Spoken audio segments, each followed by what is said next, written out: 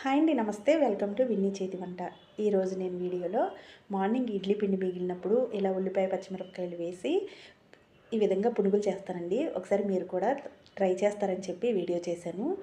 మరి ఎలా తయారు చేసుకోవాలో చూపిస్తా. ముందుగా నాకు మార్నింగ్ అయితే కొద్దిగా ఇడ్లీ పిండి మిగిలిందండి. దానికి ఒక 2 టేబుల్ స్పూన్ల మైదా పిండిని, అలాగే కట్ చేసి పెట్టుకున్న ఉల్లిపాయ పచ్చిమిరపకాయలని, అలాగే కొద్దిగా కొత్తిమీరని, రుచికి సరిపడా కొద్దిగా ఉప్పును వేసుకున్నాను. నేను మార్నింగ్ వేసాను కాబట్టి మర్చిపోయాను. మరి కొద్దిగా జీలకర్రని, అలాగే కరివేపాకుని కూడా వేసుకుని ఒకసారి పూర్తిగా కలుపుకోవాలి. పిండి కొంచెం లూజ్ అనిపిస్తే మరి కొద్దిగా మైదా పిండిని వేసుకోండి. తర్వాత డీప్ ఫ్రైకి సరిపడా ఆయిల్ వేడి చేసుకుని ఈ విధంగా చూపిస్తున్నట్టు పునుగుల్లా వేసేసుకోవడమే. పూర్తిగా వేగిన తర్వాతే మరోవైపుకి తిప్పుకుంటూ ఈ విధంగా కలర్ వచ్చిన తర్వాత వీటిని ఒక ప్లేట్లోకి తీసేసుకోవాలి.